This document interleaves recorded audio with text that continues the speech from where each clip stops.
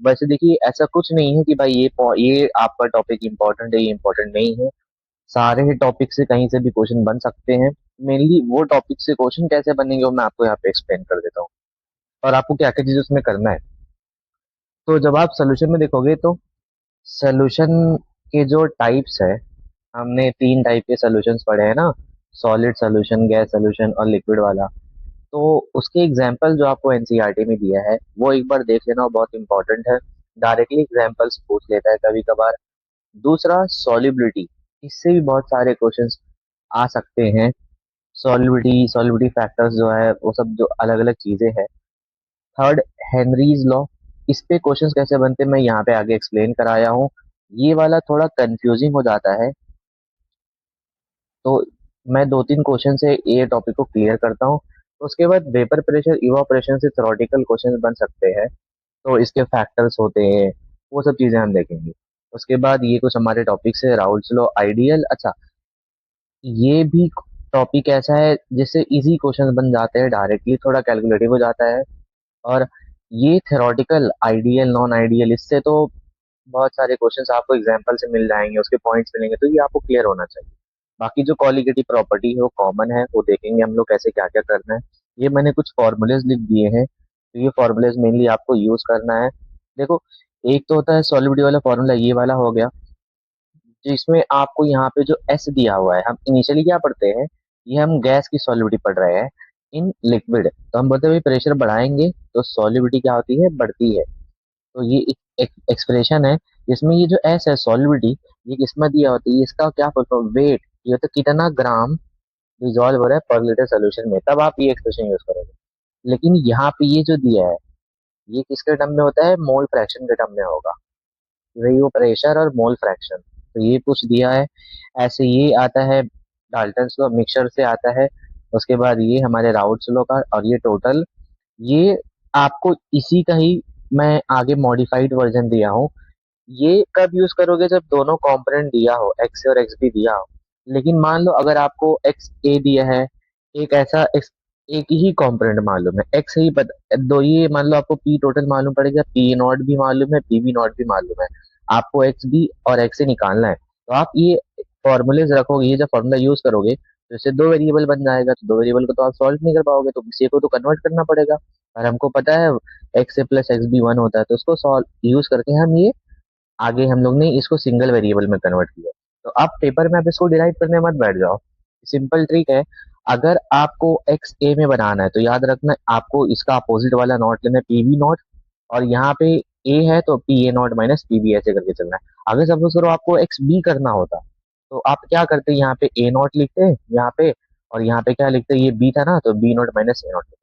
और ये जो एक्सप्रेशन होता है, ये किसके लिए होता है, देखो ये वाई ए क्या होता है, मोल फ्रैक्शन वेपर फेस। जब वेपर फेस के लिए ग्राफ आपको आएगा, तो ये वाला आपको याद रखना है, सेम इसी के जैसे, देखो बस वन अपॉन सिर्फ ये तो ऐसा हो गया, वन अपॉन में, और कुछ नहीं। रिलेटिव लोअरिंग का देखो, आपको वेंट ऑफ फैक्टर भूलना नहीं है। जितने भी कॉलिगेटिव प्रॉपर्टी, हम चार कॉलिगेटिव प्रॉपर्टी पढ़ते हैं, तो उसमें हमेशा आप जब भी कॉलिगेटिव प्रॉपर्टी के क्वेश्चन आए, आप उसमें आई का यूज करना भूलना नहीं है, आपको ये याद।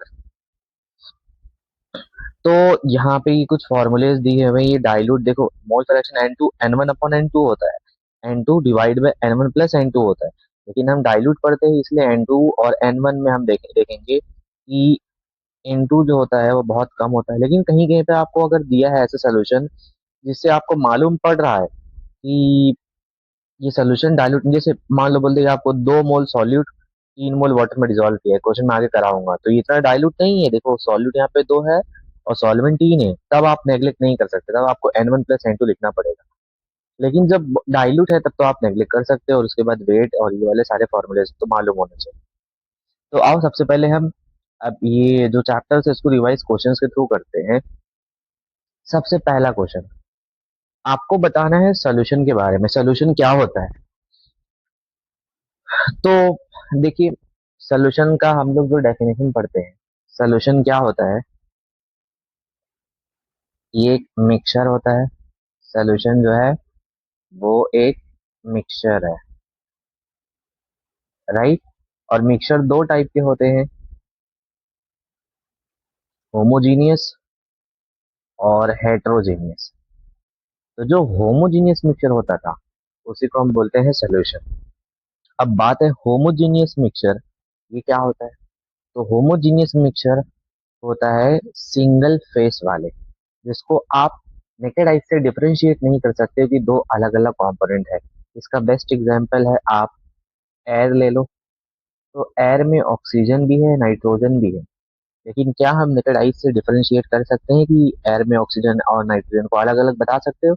हमको एक जैसे ही लगता है, तो ये सिंगल फेस दिखता है। सेम ऐसे आप पानी लो, उसमें नमक अच्छे से मिला दो, तो अब आपको सिंगल फेस ही दिखेगा, उसमें अलग से पानी और नमक अलग अलग दिखेगा नहीं, अच्छे से मिला दोगे तो यहाँ पे आओ, पढ़ते हैं सोल्यूशन के बारे में। Having uniform property through out. तो ये जो होमोजीनियस सोल्यूशन होता है, इसमें जो कॉम्पोजिशन होते हैं वो यूनिफॉर्मली डिस्ट्रीब्यूटेड है, तो हर जगह उसकी प्रॉपर्टीज क्या होगी? सेम होगी। तो इसीलिए having uniform properties through out, ये तो सही है। दूसरा पॉइंट है इसमें, कॉन्स्टिट्यूट अ सिंगल फेस। सही बात है, होमोजीनियस जो होता है कॉन्स्टिट्यूट क्या कहता है? Single phase. अगर मैं यही यहाँ पे वाटर और ऑयल ऐड कर दूं तो ये दो अलग अलग फेसेस हो जाएंगे, तो ये हेट्रोजीनियस है, तो इसको अब मैं सोल्यूशन नहीं बोल सकता, ये याद रखना। समझा? तो हम होमोजीनियस को सिर्फ क्या बोलते हैं? सोल्यूशन, याद रखो। इट में एग्जिस्ट इन गैसियस, लिक्विड और सॉलिड। सही है, हमने तीन टाइप के सोल्यूशन देखे भी है, तो सोल्यूशन लिक्विड भी हो सकता है, गैसियस भी हो सकता है और सॉलिड भी हो सकता है। कैसे? तो उसमें सॉल्वेंट क्या है, उस बेसिस पे हम लोग देखते हैं। अगर सॉल्वेंट गैस है, अब सॉलिड कुछ भी हो सकता है। सॉल्वेंट अगर गैस है तो गैसियस, सॉल्वेंट लिक्विड है तो लिक्विड, सॉल्वेंट सॉलिड है तो सॉलिड। तो एक्चुअल ये भी सही है, तो इसका आंसर एक्चुअल में क्या आएगा? इसमें जब तीन ऑप्शन सही है तो इसका आंसर क्या हो जाएगा? इसका आंसर हो जाएगा डी। राइट। उसके बाद बात करते हैं second, correct statement regarding solubility. तो देखो सॉल्युबिलिटी के बारे में देख लेते हैं हम क्या होता है। तो सॉल्युबिलिटी का तो हम लोग ने पढ़े हैं, क्या क्या चीजें पढ़े हैं बताओ सॉल्युबिलिटी के बारे में। एक हम लोग यहाँ पे देखो, डेफिनेशन में नहीं बता रहा, मैं आपको सीधा फैक्टर्स बता रहा हूँ। लाइक, डिजॉल्व, लाइक, ये वर्ड हम लोग पढ़े हैं। लाइक, डिजॉल्व, लाइक का मतलब होता है कि जो कंपोनेंट है, मान लो ये ए और बी, ए को मैं बी में डिसॉल्व कर रहा हूँ, तो अब ये डिसॉल्व होगा नहीं होगा, वो सब किस पे डिपेंड करता है? इन दोनों के नेचर पे। किस पे करेगा? इसके नेचर पे। पोलार है, नॉन पोलार है, इसका स्ट्रक्चर कैसा है, समझा? क्योंकि जो पोलारिटी है वो सब स्ट्रक्चर्स पे डिपेंड करती है। तो अब ये नेचर अगर दोनों के सेम स्ट्रक्चर्स, अगर ऑलमोस्ट देखो, जो सिमिलर वाले होंगे, इनका स्ट्रक्चर जो होगा वो सिमिलर होगा, तो उनकी सॉलिडिटी अच्छी होगी, उनका नेचर सेम है। और जिसका नहीं होगा उसकी सॉलिडिटी अच्छी नहीं होगी। तो यहाँ पे आओ कुछ पॉइंट्स देखते हैं। Solubility of a liquid in another liquid is determined by molecular structure of solute and solvent. ये स्टेटमेंट सही है। सॉल्यूट, सॉल्यूट जो है, मान लो ए को मैं यहाँ पे बी को मान लो मैं सॉल्यूट बोलता हूँ और ए को सॉल्वेंट बोलता हूँ, तो अब इसकी जो सॉल्युबिलिटी है इनके स्ट्रक्चर पे डिपेंड करता है, कि जितना सिमिलर इनका स्ट्रक्चर होगा उतना वैसे ही नेचर भी उनका सिमिलर में जाएगा और सॉल्युबिलिटी भी अच्छी होगी। Second, substance having similar molecular structure and similar intermolecular force are generally soluble. ये भी सही है, वही है। Solubility of a gas increase with increase in temperature, ये गलत है। हम लोग ने पढ़े हैं कि भाई अगर आप टेम्परेचर बढ़ाओगे तो सॉल्युबिलिटी ऑफ अ गैस जो होती है वो डिक्रीज होती है। इसके पीछे रीजन क्या है? हम लोग बोले थे कि मान लो ये आपका सॉल्वेंट है, इसमें हम लोग ने सॉल्यूट पार्टिकल्स मिला दिया, गैस है, तो जैसे ही आप टेम्परेचर बढ़ाओगे तो गैस की एनर्जी बढ़ जाती है और इनकी स्केप होने की टेंडेंसी बढ़ जाती है। इसलिए हम बोलते हैं कि भाई सॉलिडिटी कम हो रही है। दूसरा एक कंडेंसेशन टाइप का है, तो बैकवर्ड रिएक्शन जाएगा, वो भी एक हम बता सकते हैं। तो अब आते हैं थर्ड पे। थर्ड क्या बता रहा है? Solubility of a majority of solid substance increases with increasing temperature. तो बताओ ये स्टेटमेंट सही है? तो जब भी देखो हम सॉलिड सब्सटेंस की बात करते हैं, तो मैंने आपको बताया था जब भी हम सॉलिड सब्सटेंस की बात करते हैं तो वहां पे हम क्या बोलते हैं कि भाई नेचर ऑफ रिएक्शन सबसे पहले देख लो। नेचर ऑफ रिएक्शन का मतलब एंडोथर्मिक है या एक्सोथर्मिक, राइट। अगर एंडोथर्मिक है तो हम बोलते हैं थे कि भाई बढ़ता है क्योंकि के की वैल्यू बढ़ती है, इक्विलिब्रियम कांस्टेंट को ली चैटलियर को फॉलो करता है इसलिए।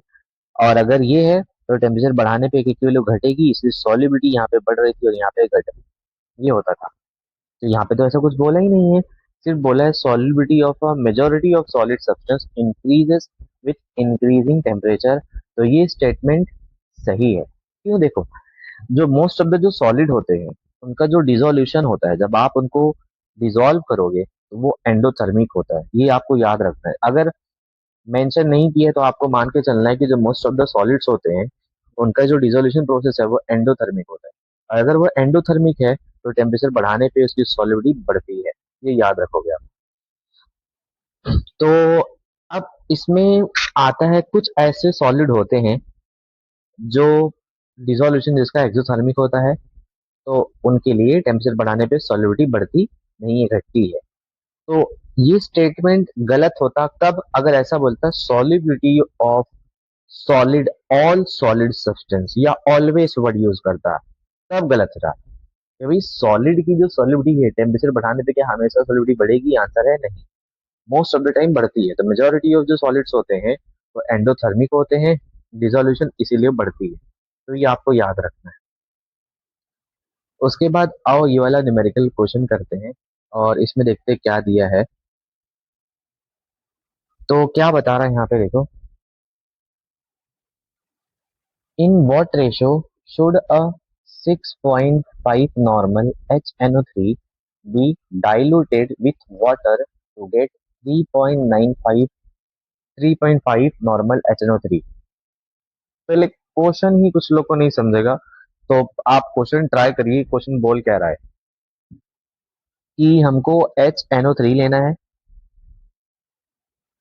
इनिशियली जो HNO3 है वो कैसे है, 6.5 नॉर्मल का है।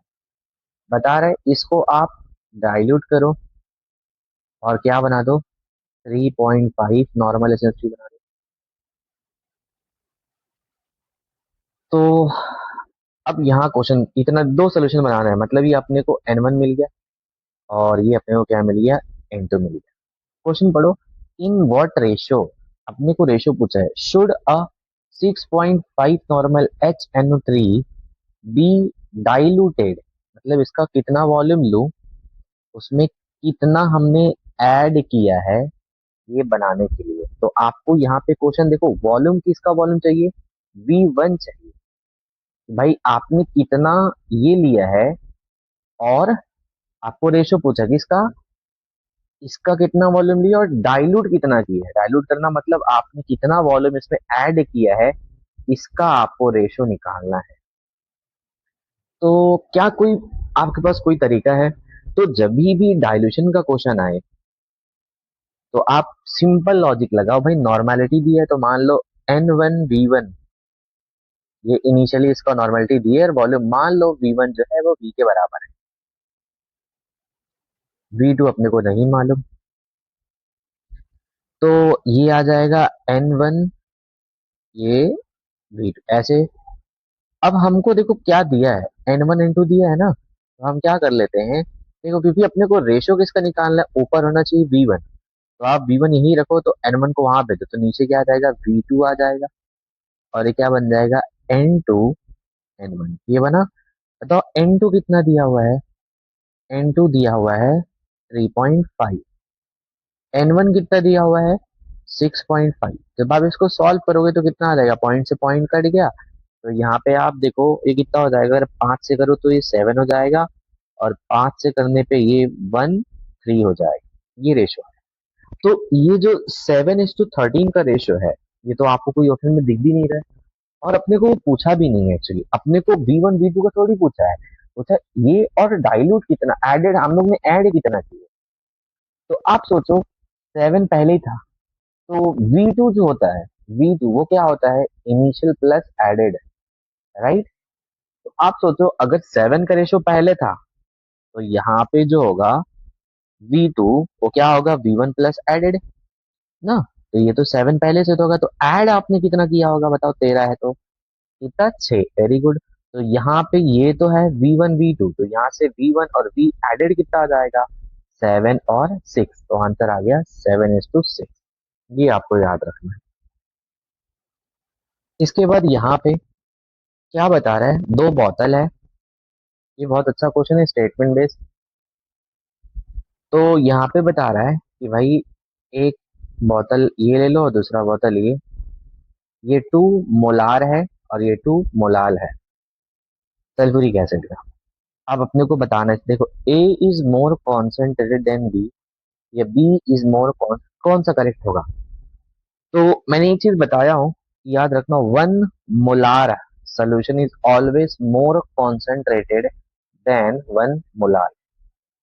क्यों, उसका मैंने रीजन एक्सप्लेनेशन भी आप लोग को बताया हूँ क्लास में।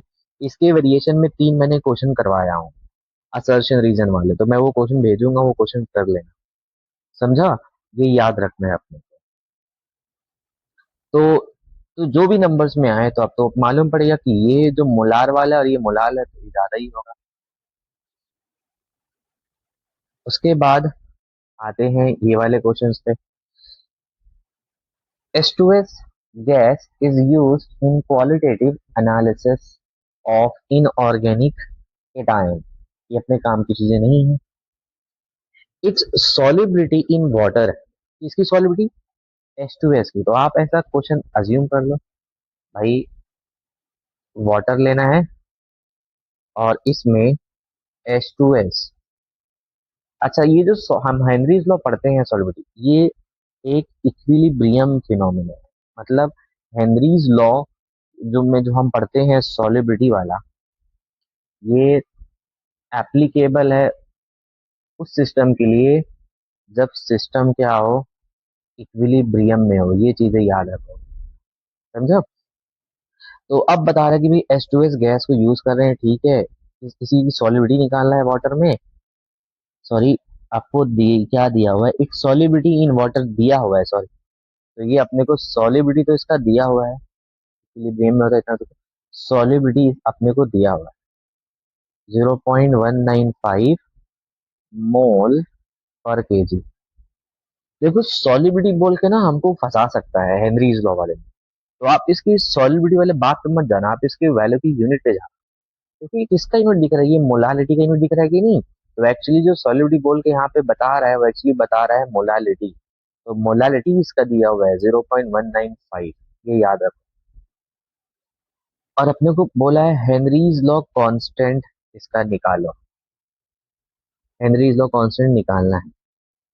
तो ये जो क्वेश्चन है इस हेनरीज लॉ कांस्टेंट का ही है। तो अपने को हेनरीज लॉ कांस्टेंट का ये इक्वेशन पता है कि भी जो प्रेशर होता है वो गैस का KH होगा और उसके बाद यहाँ पे मोल फ्रैक्शन। अब आप देखो ये जो इक्वेशन है, आप इसका यूज करके एक क्वेश्चन सॉल्व कर सकते हो क्या, सोचो। दूसरा, ये इक्वेशन आप तभी लगा सकते हो जब KH का जो यूनिट है वो बार में दिया होगा, याद रखना। तभी आप ये वाला फॉर्मूला लगा सकते हो, क्योंकि ये तो यूनिटलेस होता है। तो जो यूनिट प्रेशर का होगा वही क्या होगा, अब चल बार हो या ATM हो या MMH, कुछ भी प्रेशर वाला यूनिट होना चाहिए। अब इस बार क्वेश्चन ही पढ़ो, हेनरीज लॉ कांस्टेंट अपने को निकालना है और उसकी यूनिट जो है वो किसमें होना चाहिए, ATM पर मोलाल। मतलब इस बार KH का यूनिट क्या है, ATM पर मोलाल। मतलब ये तो नहीं है, तो ये फॉर्मूला इस क्वेश्चन में हम नहीं लगाएंगे। तो अब कौन सा फॉर्मूला लगाएंगे, तो यहाँ पे आप KH की यूनिट से खुद बनाओगे। क्या दिया है, ATM मोलाल, ये दिया हुआ है। अब बताओ ATM किसका होता है, प्रेशर, और पर मोलाल है मतलब 1 अपॉन मोलालिटी। तो KH जो होगा वो क्या हो जाएगा बताओ, प्रेशर मोलालिटी इंटू KH।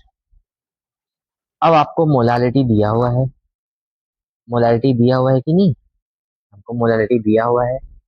और यहाँ पे देखो, अपने को केएच निकालना है, तो प्रेशर मालूम होना चाहिए कि नहीं, सोच, प्रेशर मालूम होना चाहिए कि नहीं।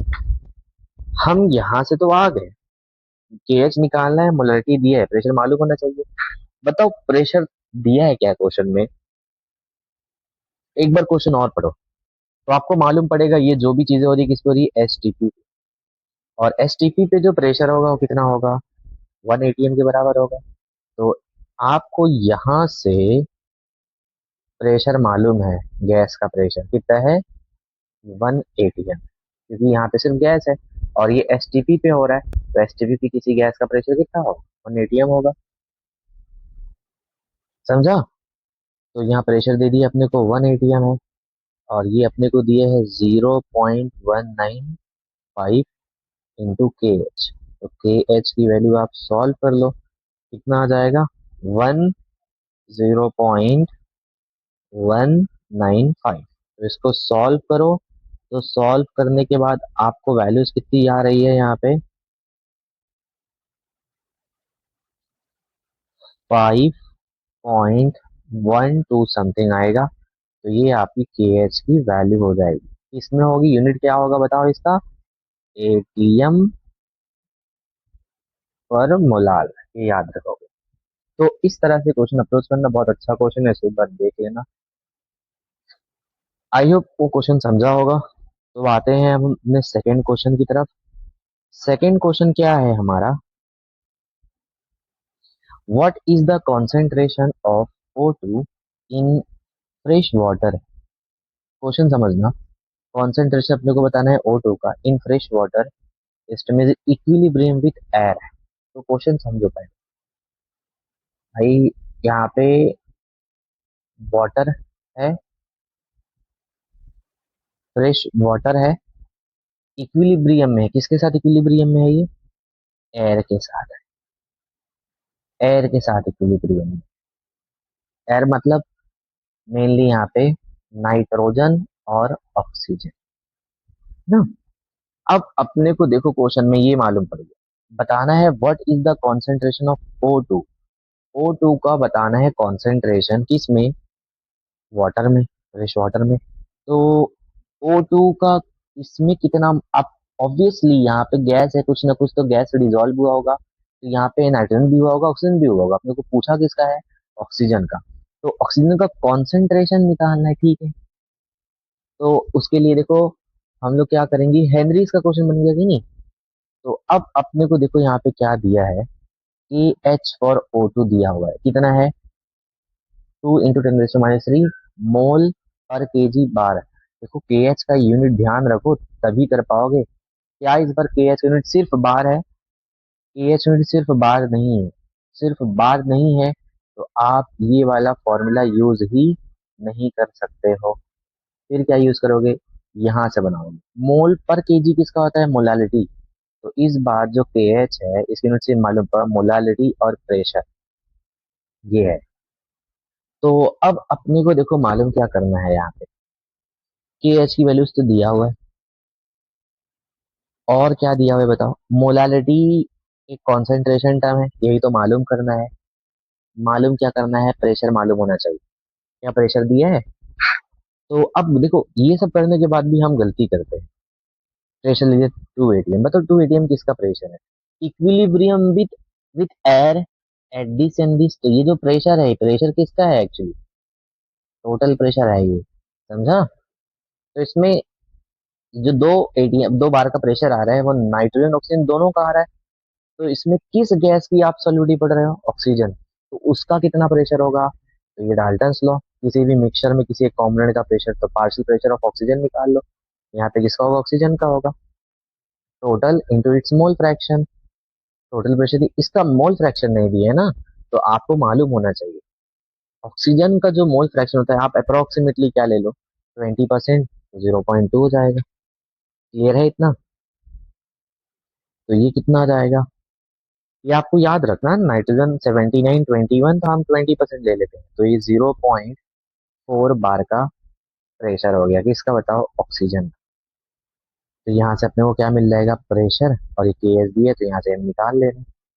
तो ये सॉल्व कर लेना क्वेश्चन ऐसे ही। तो ये इसके क्वेश्चंस याद रखना, आपको यूनिट्स में ही फंसाएगा, तो यूनिट आप देख लोगे, कभी गलत नहीं करोगे। दूसरा, यहाँ पे गैस की जगह मिक्सचर ले लेगा और उसमें किसी एक गैस की सॉलिडिटी पूछ लेगा, तो आपको कैसे करना है वो क्लियर है कि नहीं है। आते हैं हमारे थर्ड क्वेश्चन पे। क्या बताना है, देखो यहाँ पे आपको बोला क्या है, अ मैक्सिमा और minima obtained in the temperature composition curve of a mixture of two liquid indicate। तो मैक्सिमा और मिनिमा याद रखना, ये आपके सिलेबस नीट की तो वैसा पूछता नहीं है, बस हमको थोड़ा सा आइडिया होना चाहिए जब हम ये पढ़ते हैं एजियोट्रोप्स। तो आप में भी ऐसा ग्राफ देखे होंगे, ये ये ऐसा, फिर ऐसा। तो ये दो प्योर सब्सटेंस का बॉइलिंग पॉइंट और ये एजियोट्रोप का बॉइलिंग पॉइंट, तो ये मैक्सिमम हो जाता है, और दूसरा एक होता है ये वाला, यहाँ मिनिमम हो जाता है। तो ये एजियोट्रोप के केस में मिलता है। मैक्सिमम और मिनिमम जो होता है कहाँ मिलता है, एजियोट्रोपिक मिक्सचर में मिलता है। अब यहाँ पे जो दूसरा वर्ड दिए है, यूटेक्टिक फॉर्मेशन, तो ये क्या है, तो ये एक टाइप का मिक्सचर ही है, लेकिन ये जो मिक्सचर होता है, एक टाइप का क्या है, मिक्सचर है, लेकिन ये जो मिक्सचर बना है, ये मेल्ट और सॉलिडिफाई अपने मेल्टिंग पॉइंट से पहले ही हो जाता है। तो ऐसे मिक्सचर को हम लोग क्या बोलते हैं, यूटेक्टिक फॉर्मेशन। याद रखना मिक्सचर, बाकी आगे तो होगा नहीं, आप देख लेना, ये भी याद रख लेना एक बार। उसके बाद देखो क्या दिया है, absolute alcohol can be prepared from rectified spirit by. ये भी बहुत अच्छा क्वेश्चन है, याद रखो, एजियोट्रोप के बेसिस पे थ्योरेटिकल क्वेश्चन बन सकते हैं। तो क्या दिया है आपको यहाँ पे, एब्सोल्यूट अल्कोहल का मतलब क्या होता है, 100% भाई अल्कोहल चाहिए। रेक्टिफाइड स्पिरिट का मतलब क्या होता है, ये याद रख लो। रेक्टिफाइड स्पिरिट का मतलब होता है 95.6 या 7% होता है अल्कोहल होता है, और 4.3 इसमें वाटर। तो ये होता है रेक्टिफाइड स्पिरिट। अब याद रखना, इसमें ये जो है अल्कोहल और वाटर, ये एक नॉन आइडियल सोल्यूशन है, और वो भी पॉजिटिव डेविएशन वाले। कौन सा है, पॉजिटिव डेविएशन। तो जब भी कोई भी नॉन आइडियल सोल्यूशन होता है, वो क्या फॉर्म करता है, एजियोट्रोप। क्या फॉर्म करता है बोलो, एजियोट्रोप्स फॉर्म करता है। तो ये भी एक एजियोट्रोप फॉर्म करते हैं, और एजियोट्रोप में जो कंपोनेंट है यहाँ पे, वाटर, अल्कोहल, अब इन सब की अलग अलग बॉइलिंग पॉइंट नहीं होगी, दोनों की बॉइलिंग पॉइंट क्या हो जाएगी, कांस्टेंट। दोनों ही एक टेम्परेचर पे बॉयल हो जाएंगे। तो आप इसको डिस्टिलेशन से, नॉर्मली नॉर्मल जो हम फ्रैक्शनल डिस्टिलेशन वर्ड यूज करते हैं, उससे तो इसको सेपरेट नहीं कर सकते। ये आ गया, तो याद रख, फ्रैक्शनल डिस्टिलेशन से आप एजियोट्रोपिक मिक्सचर को सेपरेट नहीं कर सकते हो। तो फिर यहाँ पे देखो जो ऑप्शन दिया, by removing water in its using concentrate, sulphuric acid से भी नहीं कर सकते, याद रख। और पेंटा ऑक्साइड, ये भी डिहाइड्रेटिंग होता है, इससे भी नहीं कर सकते। दूसरा, बाय डिस्टिलिंग और प्लेंटी ऑफ क्विक लाइम। देखो क्विक लाइम जब आप ऐड करोगे, तो ये क्या करता है, एब्जॉर्बिंग, एब्जॉर्ब कर लेता है इसको, क्विक लाइम इसमें प्रेजेंट वाटर को एब्जॉर्ब कर लेगा। तो इस तरह से आप प्योर अल्कोहल बना सकते हो। दूसरा आपसे और पूछता है, एक और ऑप्शन याद रखोगे, एक मेथड है जिसको बोलते हैं एजियोट्रोपिक डिस्टिलेशन। एजियोट्रोपिक डिस्टिलेशन, एक होता है फ्रैक्शनल डिस्टिलेशन, उससे तो आप नहीं कर सकते, लेकिन एजियोट्रोपिक डिस्टिलेशन से आप कर सकते हैं। अब एजियोट्रोपिक डिस्टिलेशन होता क्या है, एजियोट्रोपिक डिस्टिलेशन क्या होगा, देखो यहाँ पे एक एजियोट्रोप बने थे, किसके, अल्कोहल के और वाटर के। तो अब जैसे ही मैं इसमें कोई दूसरा सब्सटेंस, कोई तीसरा कोई आ गया यहाँ पे, मान लो बेसिकली हम नॉर्मली बेंजीन या टोल्यूइन ले लेते हैं, जब आप इसमें ऐड करोगे, तो अब वो इनके बीच में जो एजियोट्रोप्स फॉर्म हुए थे, उसको क्या कर देगा, ब्रेक कर देगा, और इनकी बॉइलिंग पॉइंट चेंज कर देगा। तो अब हम अलग कर सकते हैं, तो इसी मेथड को हम बोलते हैं एजियोट्रोपिक डिस्टिलेशन। क्लियर है, इससे भी क्वेश्चन आ सकते हैं। उसके बाद देखो, lowest vapour pressure. Vapour pressure क्या होता है, इसकी प्रॉपर्टीज आपको याद होनी चाहिए, ये किस पे डिपेंड करता है, किस पे डिपेंड नहीं करता है। वेपर प्रेशर क्या होता है, ये आपको सिंपल थोड़ा आइडिया देता हूँ।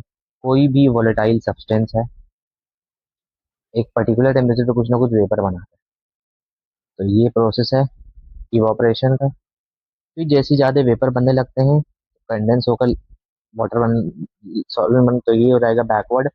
तो एक पॉइंट आएगा जिसको बोलते हैं इक्विलिब्रियम, जब दोनों का रेट सेम हो जाएगा। अब जितने वेपर बनने थे बन चुके, अब कोई वेपर एक्स्ट्रा बनेगा नहीं। तो इक्विलिब्रियम पे जो वेपर बने हैं, वो इस लिक्विड सरफेस पे जो प्रेशर लगाते हैं उसी को हम क्या बोलते हैं, वेपर प्रेशर। और वेपर प्रेशर डिफाइन हम इक्विलिब्रियम पे करते हैं। तो इसलिए याद रखना, ये इक्विलिब्रियम की प्रॉपर्टी है, तो ये टेम्परेचर पे डिपेंड करता है फर्स्ट। दूसरा, नेचर ऑफ सॉल्वेंट पे डिपेंड करता है। किस पे डिपेंड करता है, नेचर ऑफ सॉल्वेंट। और यहाँ पे कैसे, इंटरमोलिकुलर फोर्स, ये सब मैं डिटेल में पढ़ाया हूँ। दूसरा, कॉन्सेंट्रेशन पे। कॉन्सेंट्रेशन वर्ड जो आ रहा है, मतलब इसमें आप सॉल्यूट ऐड करोगे तो वेपर प्रेशर क्या हो जाता है, डिक्रीज रहता है, ये भी हम लोगों ने देखा है। तो जितना कॉन्सेंट्रेटेड है, मतलब उसमें सॉल्यूट ज्यादा है, सॉल्यूट हम लोग ज्यादा ऐड कर देते हैं, वेपर प्रेशर क्या होता है, कम हो जाता है। किस पे डिपेंड नहीं करता, सब चीजें बताए हैं, वो देख लेना। तो अब यहाँ पे अलग अलग जब आपको सब्सटेंस दे और पूछे किसका वेपर प्रेशर ज्यादा होगा किसका कम होगा, तो आप इंटरमोलिकुलर फोर्स देखो। तो जो मर्क्यूरी है, और लिक्विड मेटल है होता है, ये नॉन वोलेटाइल की कैटेगरी में आ जाएगा ये तो, ना। तो इसीलिए इसका वेपर प्रेशर क्या हो जाएगा, लो हो जाएगा सबसे। तो देखो, जो नॉन वोलेटाइल होते हैं वो पेपर बनाने की टेंडेंसी ना के बराबर होती है, तो इसलिए वेपर प्रेशर भी क्या होगा, उसका कम हो जाएगा। उसके बाद आओ हम बात करते हैं यहाँ पे लोअरिंग ऑफ वेपर प्रेशर। देखो, आपको वेपर प्रेशर से भी क्वेश्चन बन सकते हैं। वेपर प्रेशर किस पे डिपेंड करता है, ये सब चीजें आप एक बार देख लेना। इवोपरेशन वाला फैक्टर देख लेना, इवोपरेशन ये सब चीजें। अब आ जाओ देखते हैं हम ये क्वेश्चन। तो इस क्वेश्चन में आपको दिया क्या है, lowering of vapour pressure due to a solute in 1 molar aqueous solution at 100 degree Celsius. तो क्वेश्चन पढ़ो और आपको मालूम पड़ेगा डेटा क्या दिया। लोअरिंग ऑफ वेपर प्रेशर मतलब, लोअरिंग वर्ड जो होता था ये डेल्टा पी होता था, due to a solute in one, ये अपने को मालूम करना है, राइट। आपको दिया क्या है, 1 मोलार सोल्यूशन, मतलब मोलारिटी दी है अपने को, ये अपनी मोलारिटी दी है। बताओ आगे कैसे पढ़ेंगे। तो जब भी लोअरिंग, रिलेटिव लोअरिंग, ये सब का आए फॉर्मूला, तो एक बार आप ये सोचो, रिलेटिव लोअरिंग का फॉर्मूला लगा दें।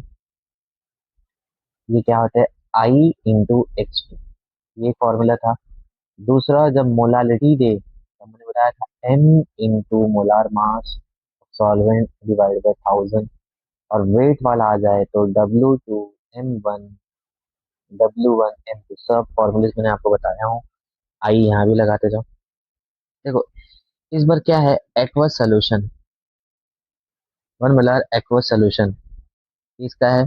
कोई तो एक सॉल्यूट है, जब बता नहीं रहे तो आप मान के चलो नॉन इलेक्ट्रोलाइट है, उसके लिए I1 मान के चलो। अब देखो, आपको मोडालिटी वाला मतलब ये वाला फॉर्मूला याद करना है, तो आप इसको सॉल्व कैसे करोगे। ये वाला फॉर्मूला जब यूज करोगे, molality, molar mass of solvent divide by 1000, आपको ये दिया हुआ है। M1 is solvent, aqua solution solvent water होगा, ये भी क्या आपको पी नोट मालूम है, अगर ये मालूम होता तो मैं डेल्टा पी निकाल लेता। अब थोड़ा दिमाग लगाओ, lowering of vapour pressure due to solute in 1 molar aqua solution, तो ये सोल्यूशन बना कैसा होगा। पी नोट क्या होता है, वेपर प्रेशर ऑफ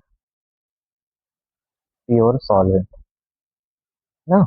तो यहाँ पे सॉल्वेंट क्या है, वाटर। तो जब वाटर होगा तो इसका वेपर प्रेशर क्या होगा, तो कुछ मालूम नहीं पड़ रहा है ना। तो हिंट देखो, एट ये सब जो हो रहा है किस पे हो रहा है, 100 डिग्री पे। किस पे हो रहा है, 100 डिग्री पे। तो बताओ 100 डिग्री पे जब एक्सपेरिमेंट्स हो रहे हैं, और 100 डिग्री वाटर का क्या होता है, बॉइलिंग पॉइंट। वाटर का क्या होता है बोलो, बॉइलिंग पॉइंट। और बॉइलिंग पॉइंट का डेफिनेशन ही होता है कि बॉइलिंग पॉइंट एक वो टेम्परेचर है जिसमें किसी भी सॉल्वेंट, किसी भी सोल्यूशन का वेपर प्रेशर एक्सटर्नल प्रेशर के बराबर हो जाता है। और एक्सटर्नल प्रेशर कितना होता है, जब नहीं दे, अगर बता रहे तो अच्छी बात है, नहीं भी तो आप मान के चलो 1 atm। क्लियर है? और 1 atm का यहाँ पे क्या लिखोगे, 760। तो इन शॉर्ट 100 डिग्री पे वाटर का जो वेपर प्रेशर होता है कितना होता है, 760 होता है, ये याद रखो। क्लियर है? तो आपको पी नोट दिया हुआ है, तो जब आपको पी नोट दिया हुआ है तो डेल्टा पी निकालने में क्या दे रही है, मोलरिटी 1, ये 18 और ये 1000, और यहाँ पे क्या करना है अपने को, 760। और अगर आपने ये 1 ले लिया तो आंसर एटीएम में आएगा, ये याद रखो। तो कैलकुलेशन कर लेना है यहाँ पे। ये क्वेश्चन देखो, अभी इसमें देखो, बहुत अच्छा क्वेश्चन है। ये क्वेश्चन में आपको क्या बोल रहा है, relative degree in vapour, relative lowering है, गेस होगा, रिलेटिव लोअरिंग होगा, relative lowering in vapour pressure of aqueous solution containing 2 mole this in 3 mole is half। इसका मतलब पहले क्वेश्चन समझो। ये एक aqueous solution है जिसमें सॉल्यूट है और सॉल्वेंट है। इसका रिलेटिव मतलब, रिलेटिव लोअरिंग का मतलब होता है डेल्टा पी। सिर्फ लोअरिंग बोलते तो डेल्टा पी होता है, लेकिन रिलेटिव लोअरिंग बोले तो डेल्टा पी डिवाइड बाई तीन होता है। ये दिया है कितना है, हाफ है। और बता रहा है व्हेन द गिवन सोल्यूशन, अपने को क्या बता रहा है कि भाई 3 मोल इसमें वाटर है और इसमें 2 मोल क्या है, सॉल्यूट है। और वो भी सॉल्यूट कौन सा है, 2 मोल सॉल्यूट कौन सा है, Cu, ये वाला पूरा सॉल्यूट है। ये याद रखो। अब बताओ ये डाइल्यूट सोल्यूशन है क्या, पिछली बार मैंने बात जो किया था। देखो सॉल्वेंट कितने हैं, 3, सॉल्यूट कितने हैं, 2, तो इस बार डाइल्यूट सोल्यूशन मत समझना। राइट? तो यहाँ पे वो जो नेग्लेक्शन हम लोग करते हैं वो नेग्लेक्ट नहीं करोगे, बताऊंगा क्या। चलो यहाँ पे ध्यान दोगे। तो अब आगे देखते हैं, आपको क्या बताना है, व्हेन द गिवन सॉल्यूशन, मतलब ये मान लो इसमें 2 मोल ये वाला सॉल्यूट है, इसमें एक्सेस ऑफ AgNO3 मैंने मिला दिया, तो कितना AgCl का पीपीटी बनेगा। अब आप ही बताओ, ये जो होगा ये डिसोशिएट होगा, राइट? ये अंदर जाके पानी में क्या होगा, डिसोशिएट होगा। तो जो कॉपर है, आपको पूछा क्या याद है, कितने AgCl बनेंगे। ये जो कॉपर है वो जाएगा कॉम्प्लेक्स, डिसोशिएट होगा किसमें, CuNH3 Cl, ये वाला डिसोशिएट होता है, बाहर वाला अंदर वाला नहीं होता, तो ये बनाएगा। राइट? सोल्यूशन में मतलब ये डिसोशिएट ऐसे होंगे, तो सोल्यूशन में एक्चुअली आयंस होंगे। अब कितने मोल लिए हैं, 2 मोल। कितने लिए हैं, 2 मोल। ये कितना बना, 2, ये कितना बना, 2। सोल्यूशन में ये कुछ है। अब आप इसमें क्या ऐड कर दो, AgNO3, access of AgNO3 add कर दो। तो बताओ पीपीटी कितना बनना चाहिए, 2 मोल AgCl आना चाहिए कि नहीं, आना चाहिए कि नहीं। आंसर है नहीं। क्यों ऐसा, तो याद रखो, जब तक आपको वो क्वेश्चन मेंशन नहीं करता है, क्या नहीं मेंशन करता है, कि ये जो आपने सॉल्ट लिया है, जब तक वो बोलता है कि 100% कम्प्लीटली आयोनाइज नहीं हुआ, तब तक ऐसे, जब तक बोलता है कि 100% कम्प्लीटली आयोनाइज हुआ है तब तो आप मान लो। नहीं बोलता है तो आप अब देखो क्या करोगे, आपको यहाँ पे देखना पड़ेगा भाई, नहीं है मतलब अपने को निकालना पड़ेगा अल्फा कितना परसेंट डिसोशिएट हुआ है। ये अगर पूरा होता तब तो 2 का 2 बन जाता, लेकिन मेरे को नहीं मालूम ना कितना डिसोशिएट हुआ है। तो इन शॉर्ट अपने को पहले क्या निकालना, ये ऐसा नहीं होगा, पूरा का पूरा डिसोशिएट नहीं होता है, याद रखना। ये कभी कभी स्टेटमेंट भी आ जाएगा, क्या स्ट्रॉन्ग इलेक्ट्रोलाइट, सुन लो, क्या स्ट्रॉन्ग इलेक्ट्रोलाइट पानी में 100% डिसोशिएट होते हैं क्या, हमेशा, हमेशा। तो आंसर है नहीं, ये याद रखो। आयन पेयर भी बनने लगते हैं, क्या बनते हैं, आयन पेयर्स बनने लगते हैं इसीलिए। तो अब देखो यहाँ पे क्या होगा, आई और X2, ये हुआ। तो हम यहाँ से देखो क्या निकाल सकते हैं, ये तो अपने को दिया हुआ है। और आई इसके लिए क्या होता है, आई क्या होगा, 1 प्लस डिसोसिएशन के लिए αn-1। बताओ डिसोसिएशन के बाद कितने पार्टिकल्स बनते हैं, ये एक आयंस बनाता है, दूसरा आयन ये बनाता है। तो एन कितने रहेंगे, कितने पार्टिकल्स बन रहे हैं, ये एक पार्टिकल से दूसरा पार्टिकल बन रहा है, डिसोशिएट नहीं हो रहा होनी, लेकिन आयंस 2 बन रहे हैं कि नहीं, एक ये एक ही। तो ये हो जाएगा 2 - 1 आएगा अल्फा। तो अगर आपको आई मिल गया अल्फा निकाल सकते हो, तो आगे आ जाएगा कितना परसेंट डिसोसिएट हुआ है। तो आई कहाँ से मिलेगा? इस फॉर्मूले से। तो अभी भी देखो गलती लोग क्या करते हैं, जब आप ये करोगे तो इसको कैसे लिखोगे? N2 N1 + N2। हम लोग ने इसका जो फॉर्मूला है, यहाँ पे जो भी फॉर्मूलेज है ये वाला, देखो यहाँ पे जो भी डिराइव किया हुआ है ये सब किसके लिए? डाइल्यूट सोल्यूशन के लिए। हम मान के चलते हैं कि भाई ये X2 × N1 है, N2 यहाँ पे हट जाता है डाइल्यूट, लेकिन इस बार क्या है? डाइल्यूट है, 3 मोल सॉल्वेंट है, 2 मोल सॉल्यूट है, डाइल्यूट नहीं है। इस बार आप इसको नेग्लेक्ट नहीं करोगे। तो फिर देखो अभी इसके बाद भी क्या गलती करेंगे, मैं भी यहाँ पे बता देता हूँ। डेल्टा पी और इसकी वैल्यू तो दिया है हमको, हाफ है। अब ये जो होता है ये इसके बारे में बताता है आई वेंट ऑफ फैक्टर, कि आपका जो सॉल्यूट है अंदर जाने के बाद कोई कांड किया है कि नहीं, मतलब वो जाके अंदर डिसोशिएट एसोसिएट हुआ है कि नहीं। तो आओ देखते हैं। जब ये हम लोग ऐसे करते हैं तो याद रखना, ये जहां जहां सॉल्यूट होगा उसके साथ जाके जाके चिपक जाएगा। तो यहाँ पर भी ये जाके चिपकेगा, ये याद रखना। समझा? सिर्फ ऐसे ही मत कर देना इसको सॉल्व। देखो गलती क्या करोगे, इसको 2 लिख दोगे, इसको 5 लिख दोगे, और आई यहाँ पे आ जाएगा, तो आंसर गलत हो जाएगा इसके साथ भी और इसके साथ भी, क्योंकि यहाँ भी सॉल्यूट है। तो आप जब इसको आप सॉल्व करोगे तो आई आएगा 1.5। क्या आएगा? 1.5। और आई 1.5 आया तो अल्फा कितना आ जाएगा? 0.5। दैट इज 50% डिसोशिएट हो रहा है। कितना डिसोशिएट हो रहा है बोलो? 50%। अब बताओ, अगर कोई 50% डिसोशिएट हो रहा है तो समझ में आ गया? अब आगे करना क्या है? तो ये जो होता है ये ब्रेक कैसे होगा? CuNH3 थ्राइस Cl+, ये इसके 1 मोल बनते, इसके 1 मोल से जब ये 100% डिसोशिएट होता, राइट। इस बार 50% हो रहा है तो इसके 1 मोल से 0.5 मिलेंगे। अपने को कितना मोल दिया है? 2 मोल, तो कितना बनेगा? 1 मोल बनेगा। कितना बनेगा? एक। तो एक एक्चुअल में सोल्यूशन में दो नहीं, 1 मोल Cl- होगा और 1 मोल AgCl बनेगा, ये याद रखना।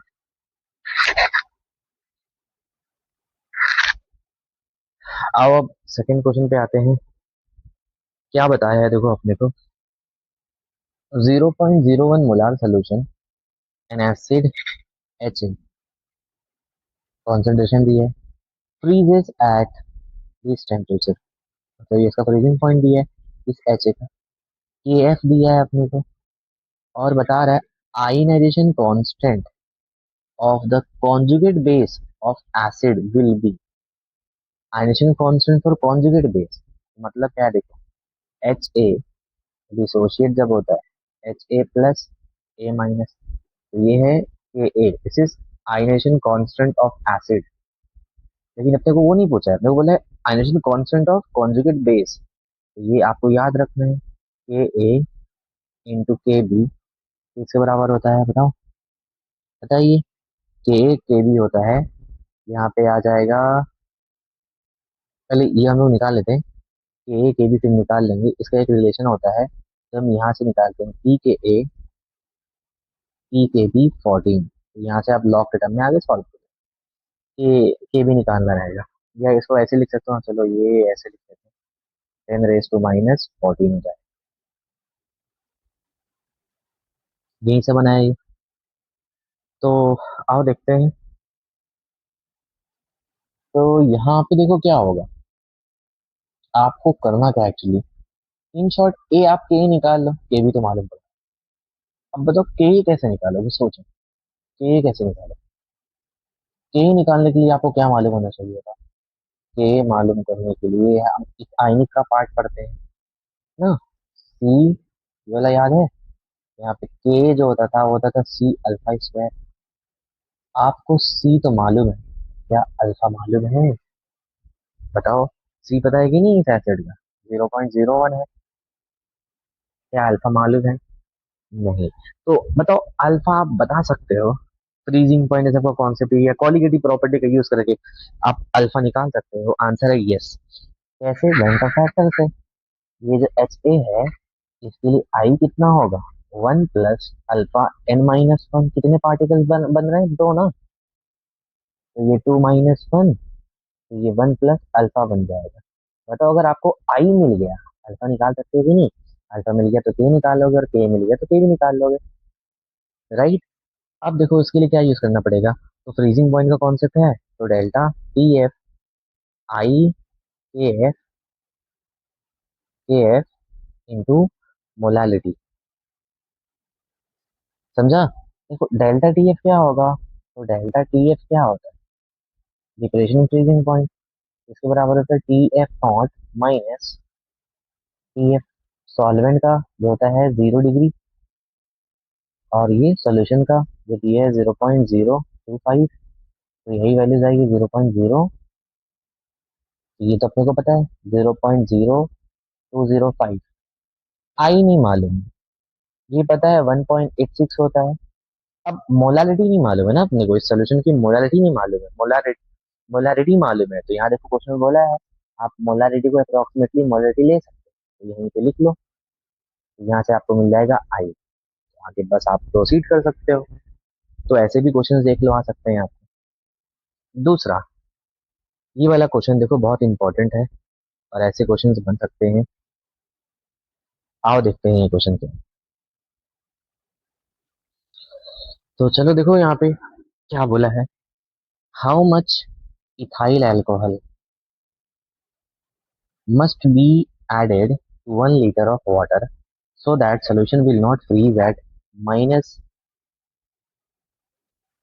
फैराडे। पहले आप इसको किसमें कर लो, फैराडे को किसमें कर लो, टेम्परेचर जो दिया है इसको आप, चलो ठीक है अभी हम फैराडे को इसमें रखते हैं। सेल्सियस में भी कर सकते हैं फैराडे को, तो टेम्परेचर सेल्सियस में करने के लिए जो भी फैराडे ने दिया है, उसको क्या करेंगे, 32 से माइनस, और ये आ जाएगा 5/9। तो यहाँ पे जब करोगे तो क्या आएगा, 38, 5/9, तो ये हो जाएगा 936। तो इसको आप सॉल्व करो, कितना आएगा, 2 बचा। तो ये इसको आप करो 10, 20 1 21, ये आ जाएगा -21 डिग्री सेल्सियस, ये आ जाएगा। इसको 1 मिनट सॉल्व करो ये आगे। तो देखो अभी हम लोग को मालूम पड़ गया कि भाई ये actually will not freeze at this, मतलब उसका फ्रीजिंग पॉइंट देखो। आप पहले समझो कॉन्सेप्ट क्या है फ्रीजिंग पॉइंट वाला, ये मैं बता देता हूँ।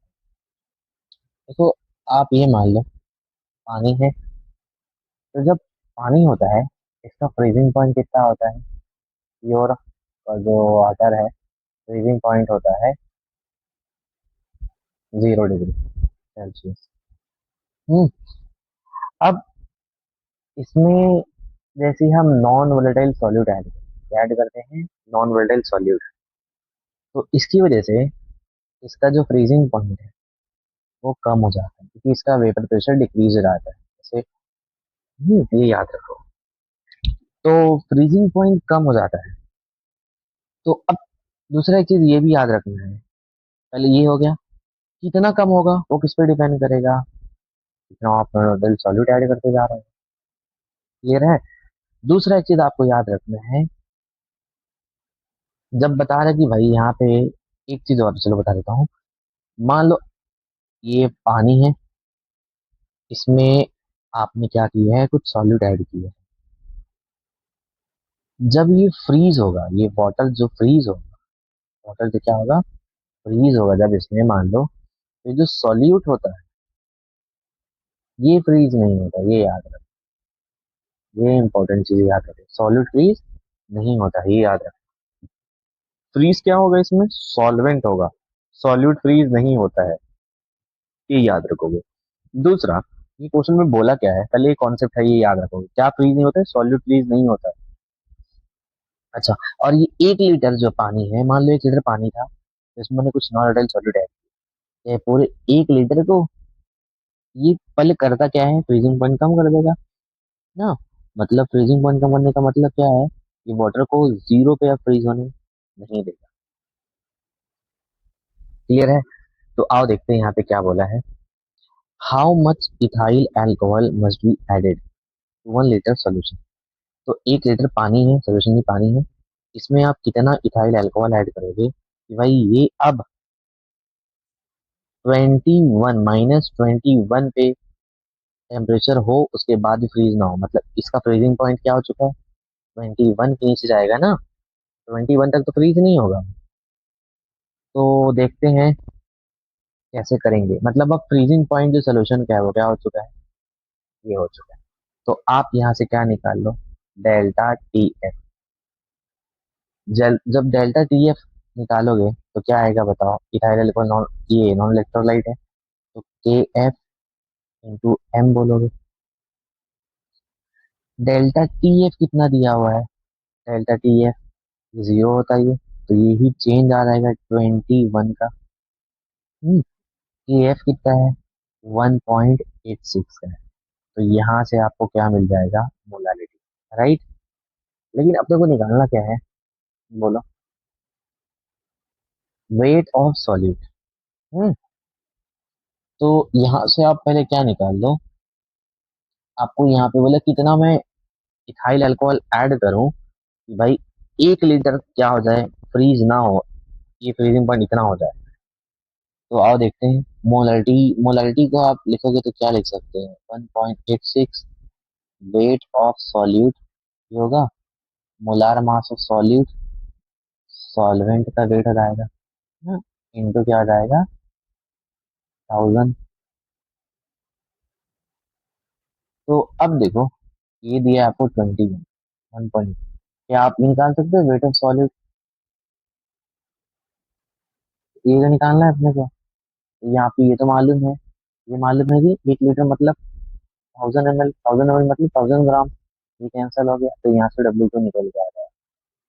तो इसका मतलब है कि अगर आप पानी में इतना इथाइल अल्कोहल ऐड करोगे, जो भी इसके फ्रीजिंग पॉइंट को डिप्रेशन करना है, तो ये बन जाएगा। ये इंपॉर्टेंट है, याद रखोगे। इस पे दूसरा एक और क्वेश्चन आता है, क्वेश्चन मैं बता देता हूँ, यहाँ पे डिस्कस कर लेते हैं हम लोग कि भाई मान लो पानी था, चलो 1 लीटर मान ले, कुछ कुछ अमाउंट मान लो, आपने कुछ अमाउंट पानी लिया, सपोज करो आपने, मैं वैल्यू ले लेता हूँ, मान लो 200 ग्राम आपने क्या लिया है, 200 ग्राम पानी लिया है, इसमें आपने कुछ अमाउंट, मान लो एक्स अमाउंट आपने इथिलीन ग्लाइकोल ऐड किया है, ये एंटी फ्रीजिंग एजेंट की तरह काम करता है। तो इथिलीन ग्लाइकोल तो क्या करेगा, कुछ को कुछ देखो, सारे कुछ यहाँ पे जो 200 ग्राम है, क्या वो पूरे को रोक सकता है, देखो वाटर का मैं क्या बोलना चाहता हूँ, वाटर का जो फ्रीजिंग पॉइंट है वो तो 0 डिग्री होता है, तो 0 डिग्री पे वाटर फ्रीज हो जाएगा। लेकिन इथाइल अल्कोहल जो आप ऐड कर रहे हैं, या इथिलीन ग्लाइकोल जो होता है, क्या होता है, ethylene glycol anti freezing agent होता है, तो वो बर्फ बनने नहीं देगा। तो जब आप ऐड करोगे तो कितना, कितने पानी को बर्फ बनने से रोकेगा, वो किस पे डिपेंड करेगा, आप कितना अमाउंट चाहिए। तो मान लो आपने, सपोज करो, ऐसा मान लो कि 10 ग्राम अगर इथिलीन ग्लाइकोल लेते हैं, कितना, ये सब एग्जांपल बता रहा हूँ, 10 ग्राम इथिलीन ग्लाइकोल लेते हैं, तो वो सिर्फ 100 ग्राम पानी को बचा सकता है बर्फ बनने से, मतलब इनका फ्रीजिंग पॉइंट तो क्या कर सकता है, डिक्रीज। लेकिन जो बचे 100 ग्राम थे, वो तो फ्रीज रहेंगे कि नहीं, और वो क्या बन जाएंगे, आइस बन जाएंगे, क्या बन जाएंगे बोलो, आइस बन जाएंगे। तो अब अपने को क्वेश्चन कैसे पूछता है, एक तो ये वाला पूछ लिया कि भाई मैं कितना ऐड कर दूं, ये अमाउंट पूछ लिया था ये वाले क्वेश्चन में, कितना ऐड करूं कि पूरे का फ्रीजिंग पॉइंट में क्या कर दूं, उतना ला दूं। ये क्वेश्चन करने के लिए आप सिंपल ये फॉर्मूला लगा लेना, कि जो फ्रीजिंग पॉइंट लाना है वो तो आपको डेल्टा टीएफ आ गया, तो यहाँ से वेट ऑफ सॉल्यूट कितना ऐड करना वो आ जाएगा। लेकिन अगर ऐसे दे दिया कि मान लो एक सॉल्वेंट था एक पर्टिकुलर अमाउंट में, उसमें मैंने एक्स कुछ तो आपको दे दिया, उतना ऐड किया, तो वो एंटी फ्रीजिंग एजेंट है, मतलब वो पानी को बर्फ बनने नहीं देगा। लेकिन क्या सबको, जितना अमाउंट आपने सॉल्वेंट लिया आंसर है नहीं, उसमें से कुछ को, तो कितना बर्फ बना है कितना नहीं बना है, ये सब चीज आपसे पूछता है। तो सपोज करो, ये जो सॉल्यूट पानी था, 200 ग्राम का, इसमें मैंने सॉल्यूट ऐड किया, क्या बन चुका है, ये सोल्यूशन बन गया। क्या बन गया, सोल्यूशन बन गया। और इसके आने से फ्रीजिंग पॉइंट जो थी क्या हो गई, डिक्रीज हो गई, और वो बर्फ अब जल्दी नहीं बनेगा। लेकिन कितने वाटर का नहीं बनेगा, कितना ग्राम वाटर का नहीं बनेगा भाई, अपने को निकालना। तो सपोज करो, समझने के लिए जो बताया था, 100 ग्राम फ्रीज हो गया, आइस बन गया, बचा कितना, 100 ग्राम बचा। तो अब जो सोल्यूशन की मोलारिटी है, कॉन्सेंट्रेशन है, उसमें कॉन्ट्रीब्यूशन किसका होगा, किसी का होगा ना, पानी का। ये पानी ही क्या बनाएगा सोल्यूशन की मोलारिटी। तो सोल्यूशन, अगर मान लो अब जो फ्रीजिंग पॉइंट हुआ है, यहाँ पे हम लिखते हैं के B W2 M2 W1 into 1000। तो W2 आपने इतना वेट ऐड किया था, उसका मोलार मास।